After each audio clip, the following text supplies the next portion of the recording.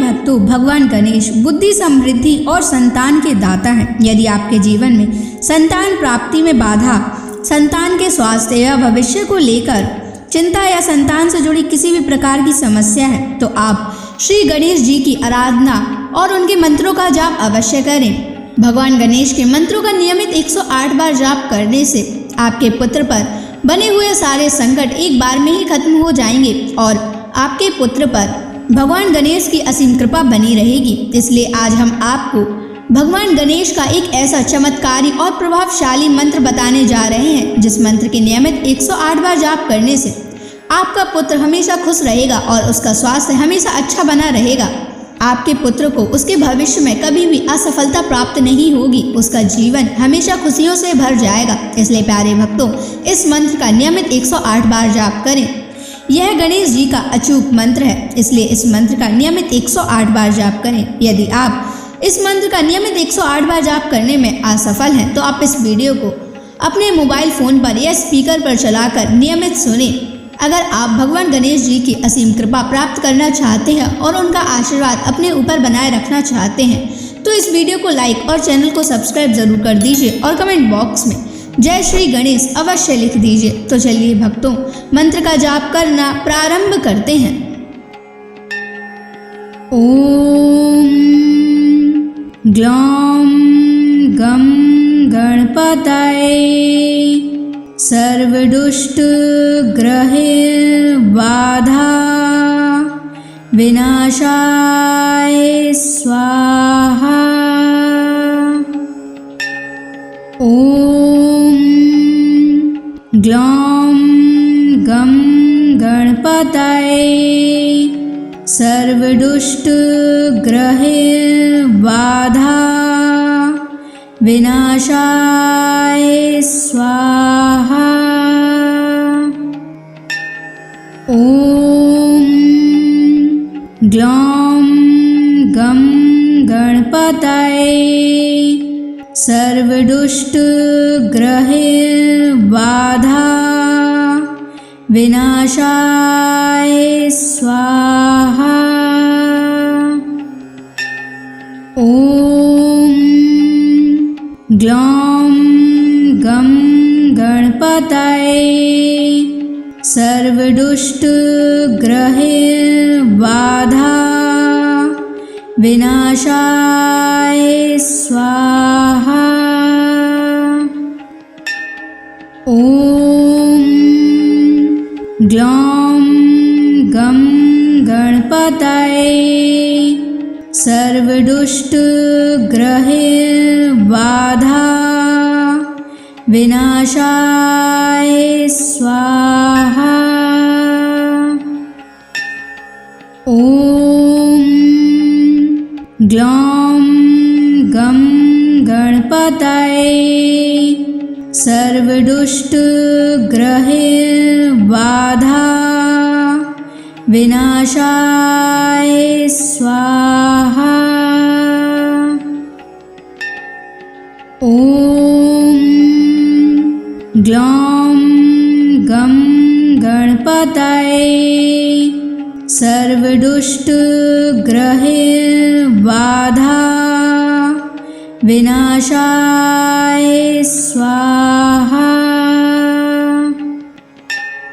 ओम ग्लौम गम गणपतये सर्वदुष्ट ग्रहे बाधा विनाशाय स्वाहा।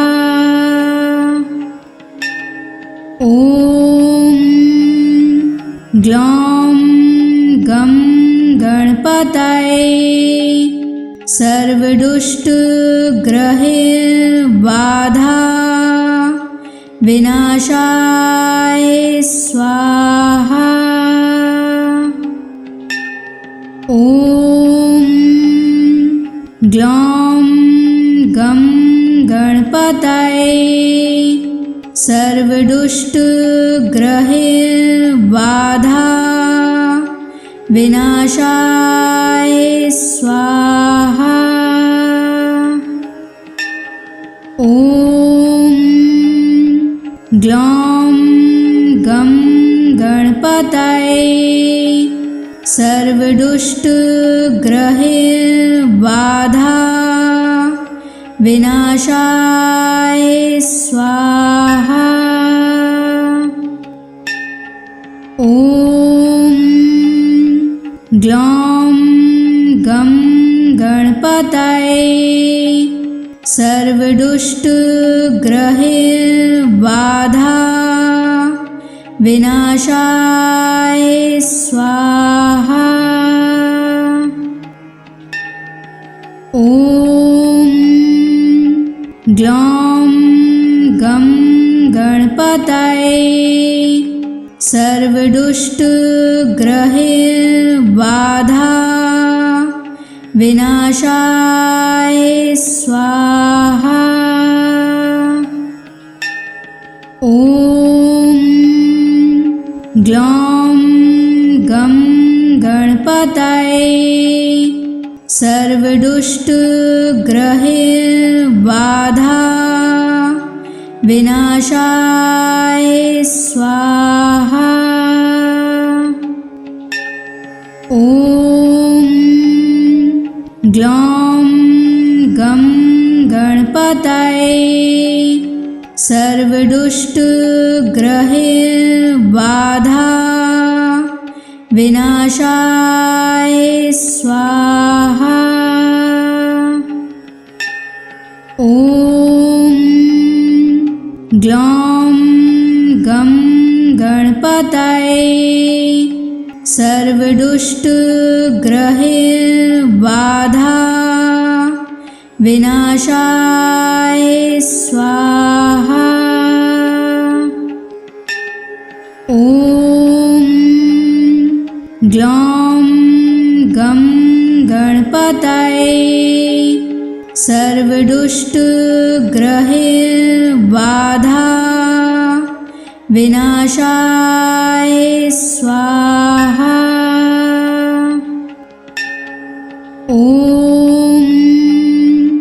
ग्लौं गं गणपतये सर्वदुष्टग्रहबाधा विनाशाय स्वाहा।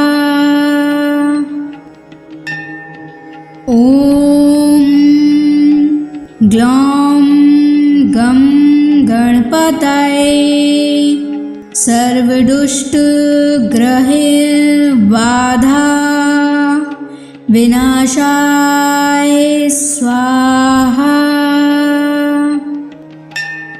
ॐ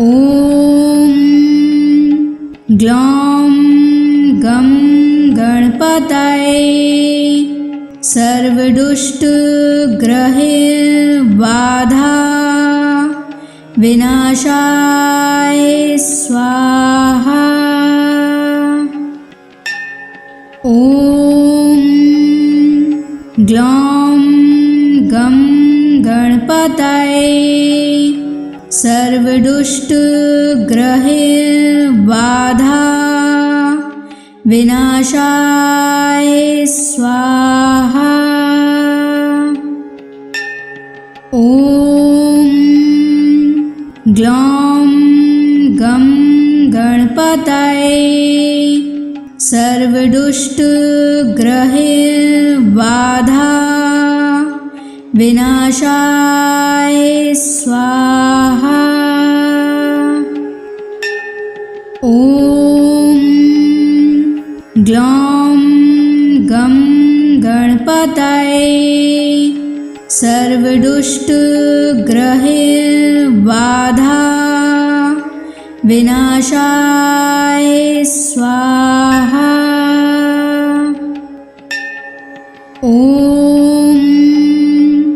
ग्लौं गं गणपतये सर्वदुष्टग्रहबाधा विनाशाय स्वाहा। ॐ ग्लौं गं गणपतये सर्वदुष्टग्रहैर्बाधा विनाशाय स्वाहा। ॐ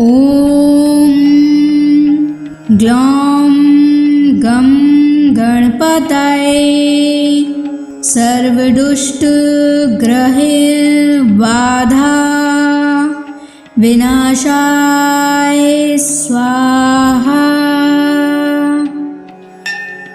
ॐ ग्लौं गं गणपतये सर्वदुष्टग्रहैर्बाधा विनाशाय स्वाहा। ॐ ग्लौं गं गणपतये सर्वदुष्टग्रहैर्बाधा विनाशाय स्वाहा। ॐ ग्लौं गं गणपतये सर्वदुष्टग्रहैर्बाधा विनाशाय स्वाहा। ॐ ग्लौं गं गणपतये सर्वदुष्टग्रहैर्बाधा विनाशाय स्वाहा। ॐ ग्लौं गं गणपतये सर्वदुष्टग्रहैर्बाधा विनाशाय स्वाहा। ॐ ग्लौं गं गणपतये सर्वदुष्टग्रहैर्बाधा विनाशाय स्वाहा। ॐ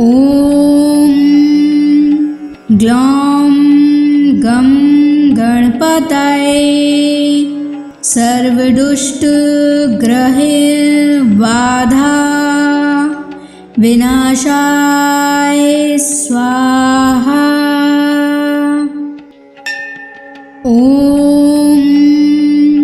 ग्लौं गं गणपतये सर्वदुष्टग्रहैर्बाधा विनाशाय स्वाहा। ॐ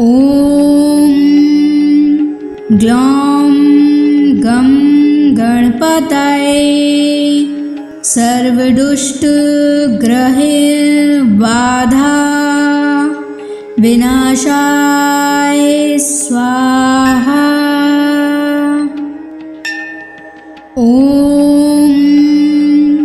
ग्लौं गं गणपतये सर्वदुष्टग्रहैर्बाधा विनाशाय स्वाहा। ॐ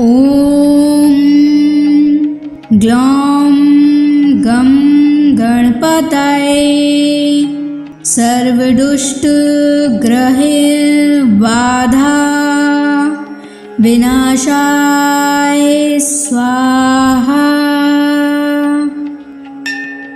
ॐ ग्लौं गं गणपतये सर्वदुष्टग्रहैर्बाधा विनाशाय स्वाहा। ॐ ग्लौं गं गणपतये सर्वदुष्टग्रहैर्बाधा विनाशाय स्वाहा। ॐ ग्लौं गं गणपतये सर्वदुष्टग्रहबाधा विनाशाय स्वाहा। ॐ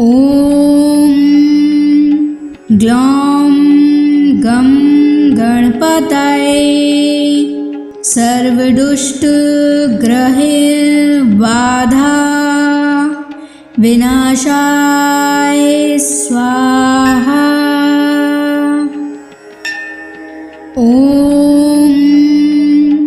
ग्लौं गं गणपतये सर्वदुष्टग्रहबाधा विनाशाय स्वाहा। ॐ ग्लौं गं गणपतये सर्वदुष्टग्रहबाधा विनाशाय स्वाहा। ॐ ग्लौं गं गणपतये सर्वदुष्टग्रहबाधा विनाशाय स्वाहा। ॐ ग्लौं गं गणपतये सर्वदुष्टग्रहबाधा विनाशाय स्वाहा। ॐ ग्लौं गं गणपतये सर्वदुष्टग्रहबाधा विनाशाय स्वाहा। ॐ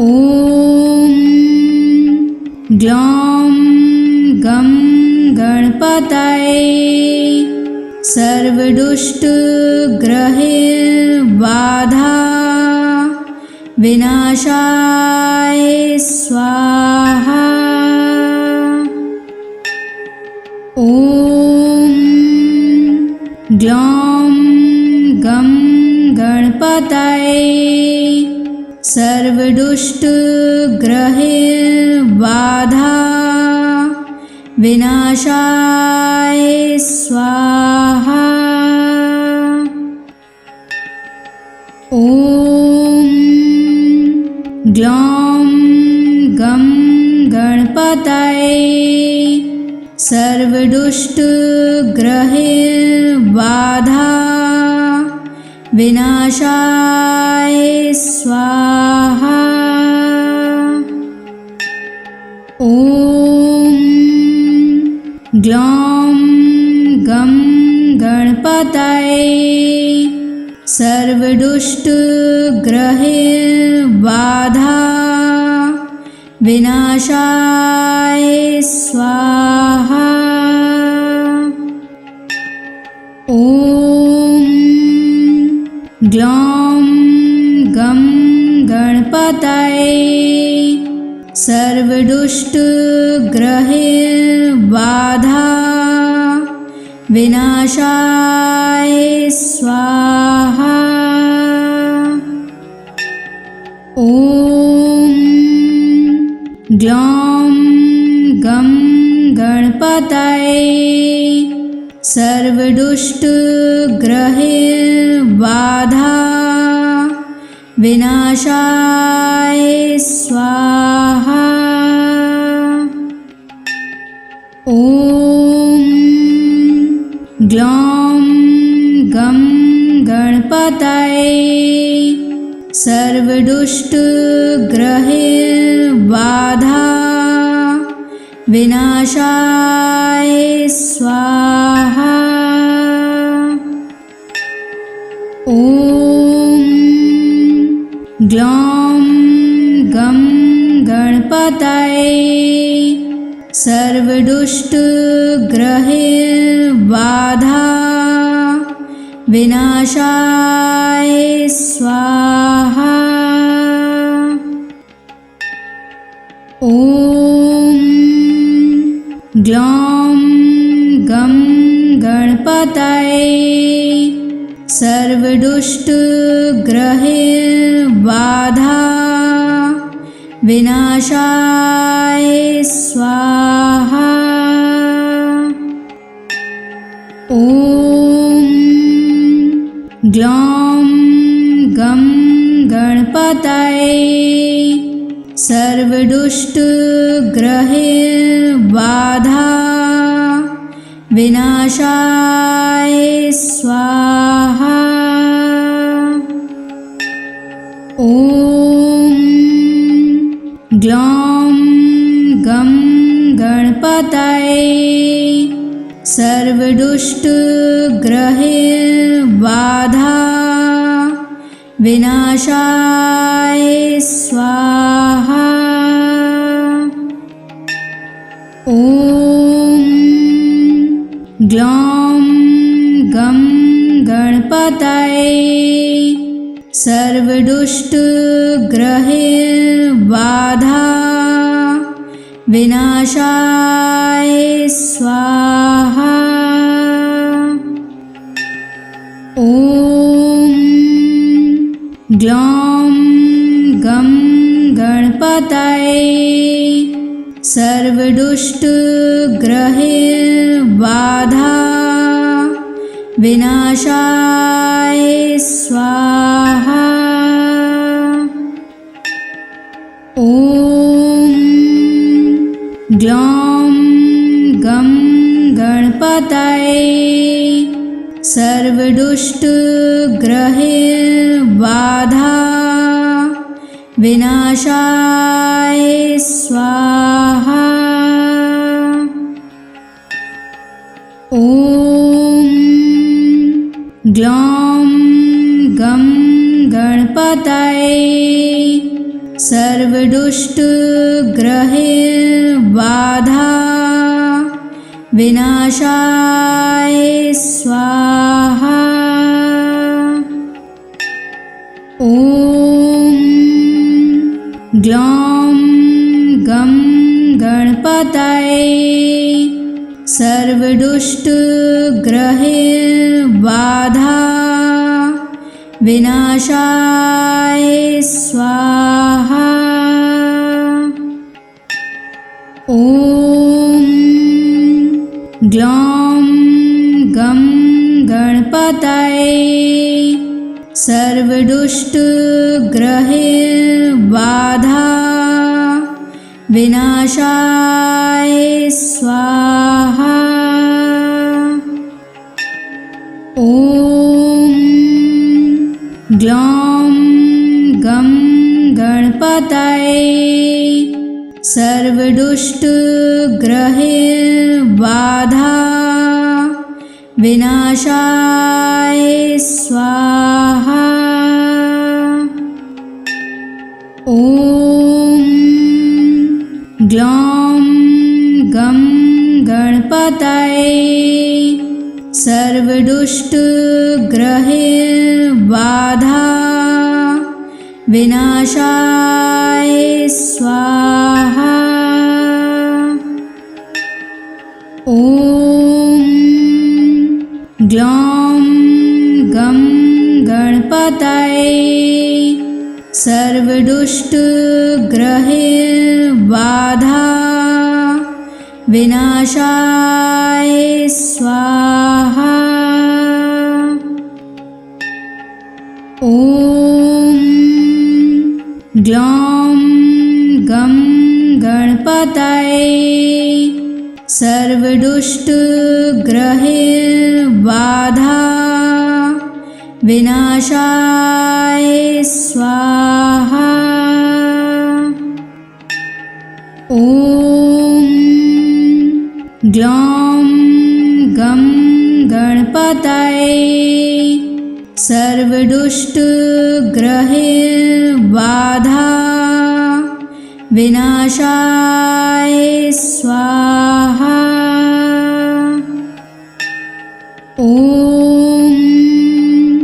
ग्लौं गं गणपतये सर्वदुष्टग्रहैर्बाधा विनाशाय स्वाहा। ॐ ग्लौं गं गणपतये सर्वदुष्टग्रहैर्बाधा विनाशाय स्वाहा। ॐ ग्लौं गं गणपतये सर्वदुष्टग्रहैर्बाधा विनाशाय स्वाहा। ॐ ग्लौं गं गणपतये सर्वदुष्टग्रहैर्बाधा विनाशाय स्वाहा। ॐ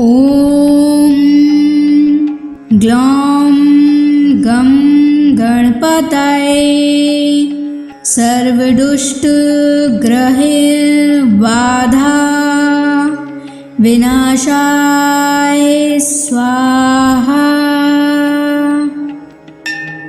ॐ ग्लौं गं गणपतये सर्वदुष्टग्रहैर्बाधा विनाशाय स्वाहा। ॐ ग्लौं गं गणपतये सर्वदुष्टग्रहैर्बाधा विनाशाय स्वाहा। ॐ ग्लौं गं गणपतये सर्वदुष्टग्रहैर्बाधा विनाशाय स्वाहा। ॐ ग्लौं गं गणपतये सर्वदुष्टग्रहैर्बाधा विनाशाय स्वाहा। ॐ ग्लौं गं गणपतये सर्वदुष्टग्रहैर्बाधा विनाशाय स्वाहा। ॐ ग्लौं गं गणपतये सर्वदुष्टग्रहैर्बाधा विनाशाय स्वाहा। ॐ ग्लौं गं गणपतये सर्वदुष्टग्रहैर्बाधा विनाशाय स्वाहा। ॐ ग्लौं गं गणपतये सर्वदुष्टग्रहैर्बाधा विनाशाय स्वाहा। ॐ ग्लौं गं गणपतये सर्वदुष्टग्रहैर्बाधा विनाशाय स्वाहा।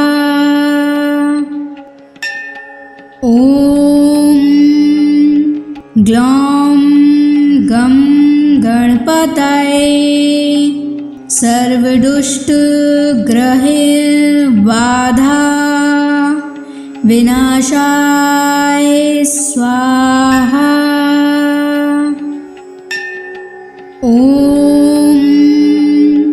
ग्लौं गं गणपतये सर्वदुष्टग्रहबाधा विनाशाय स्वाहा। ॐ ग्लौं गं गणपतये सर्वदुष्टग्रहबाधा विनाशाय स्वाहा। ॐ ग्लौं गं गणपतये सर्वदुष्टग्रहबाधा विनाशाय स्वाहा। ॐ ग्लौं गं गणपतये सर्वदुष्टग्रहबाधा विनाशाय स्वाहा। ॐ ग्लौं गं गणपतये सर्वदुष्टग्रहबाधा विनाशाय स्वाहा। ॐ ग्लौं गं गणपतये सर्वदुष्टग्रहबाधा विनाशाय स्वाहा। ॐ ग्लौं गं गणपतये सर्वदुष्टग्रहबाधा विनाशाय स्वाहा। ॐ ग्लौं गं गणपतये सर्वदुष्टग्रहबाधा विनाशाय स्वाहा। ॐ ग्लौं गं गणपतये सर्वदुष्टग्रहबाधा विनाशाय स्वाहा। ॐ ग्लौं गं गणपतये सर्वदुष्टग्रहबाधा विनाशाय स्वाहा। ॐ ग्लौं गं गणपतये सर्वदुष्टग्रहबाधा विनाशाय स्वाहा। ॐ ग्लौं गं गणपतये सर्वदुष्टग्रहबाधा विनाशाय स्वाहा। ॐ ग्लौं गं गणपतये सर्वदुष्टग्रहबाधा विनाशाय स्वाहा। ॐ ग्लौं गं गणपतये सर्वदुष्टग्रहैर्बाधा विनाशाय स्वाहा। ॐ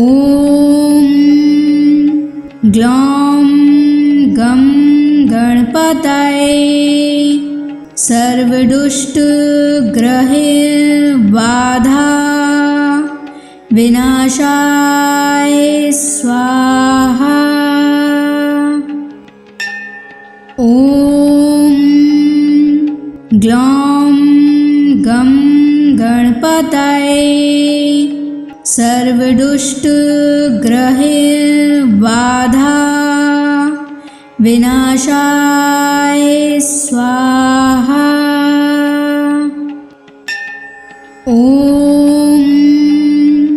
ग्लौं गं गणपतये सर्वदुष्टग्रहैर्बाधा विनाशाय स्वाहा। ॐ ग्लौं गं गणपतये सर्वदुष्टग्रहैर्बाधा विनाशाय स्वाहा। ॐ ग्लौं गं गणपतये सर्वदुष्टग्रहैर्बाधा विनाशाय स्वाहा। ॐ ग्लौं गं गणपतये सर्वदुष्टग्रहैर्बाधा विनाशाय स्वाहा। ॐ ग्लौं गं गणपतये सर्वदुष्टग्रहैर्बाधा विनाशाय स्वाहा। ॐ ग्लौं गं गणपतये सर्वदुष्टग्रहैर्बाधा विनाशाय स्वाहा। ॐ ग्लौं गं गणपतये सर्वदुष्टग्रहैर्बाधा विनाशाय स्वाहा। ॐ ग्लौं गं गणपतये सर्वदुष्टग्रहैर्बाधा विनाशाय स्वाहा। ॐ ग्लौं गं गणपतये सर्वदुष्टग्रहैर्बाधा विनाशाय स्वाहा। ॐ ग्लौं गं गणपतये सर्वदुष्टग्रहैर्बाधा विनाशाय स्वाहा। ॐ ग्लौं गं गणपतये सर्वदुष्टग्रहैर्बाधा विनाशाय स्वाहा। ॐ ग्लौं गं गणपतये सर्वदुष्टग्रहैर्बाधा विनाशाय स्वाहा।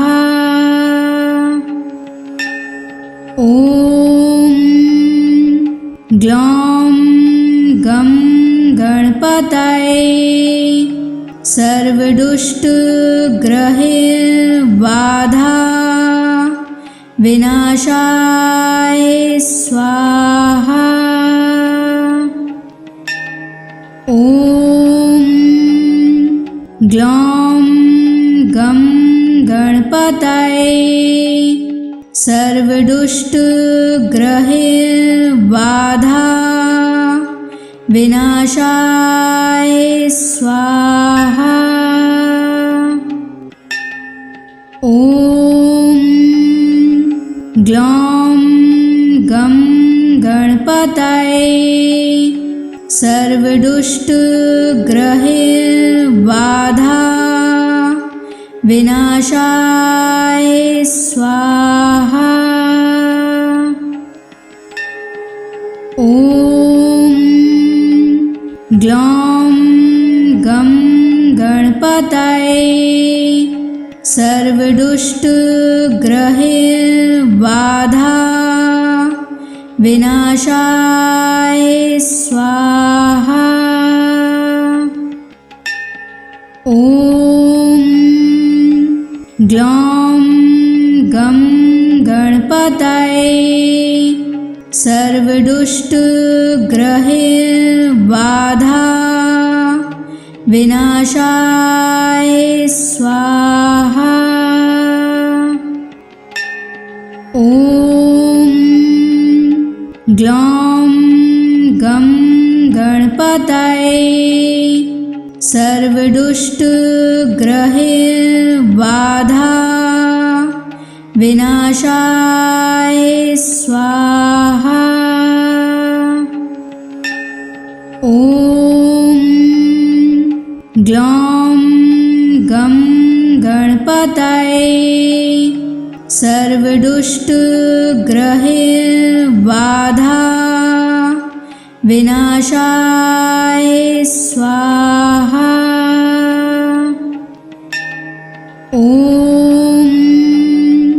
ग्लौं गं गणपतये सर्वदुष्टग्रहबाधा विनाशाय स्वाहा।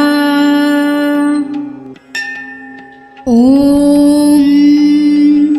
ग्लौं गं गणपतये सर्वदुष्टग्रहबाधा विनाशाय स्वाहा। ॐ ग्लौं गं गणपतये सर्वदुष्टग्रहबाधा विनाशाय स्वाहा। ॐ ग्लौं गं गणपतये सर्वदुष्टग्रहबाधा विनाशाय स्वाहा। ॐ ग्लौं गं गणपतये सर्वदुष्टग्रहबाधा विनाशाय स्वाहा। ॐ ग्लौं गं गणपतये सर्वदुष्टग्रहबाधा विनाशाय स्वाहा। ॐ ग्लौं गं गणपतये सर्वदुष्टग्रहबाधा विनाशाय स्वाहा। ॐ ग्लौं गं गणपतये सर्वदुष्टग्रहबाधा विनाशाय स्वाहा। ॐ ग्लौं गं गणपतये सर्वदुष्टग्रहबाधा विनाशाय स्वाहा। ॐ ग्लौं गं गणपतये सर्वदुष्टग्रहबाधा विनाशाय स्वाहा। ॐ ग्लौं गं गणपतये सर्वदुष्टग्रहबाधा विनाशाय स्वाहा। ॐ ग्लौं गं गणपतये सर्वदुष्टग्रहबाधा विनाशाय स्वाहा। ॐ ग्लौं गं गणपतये सर्वदुष्टग्रहबाधा विनाशाय स्वाहा। ॐ ग्लौं गं गणपतये सर्वदुष्टग्रहबाधा विनाशाय स्वाहा।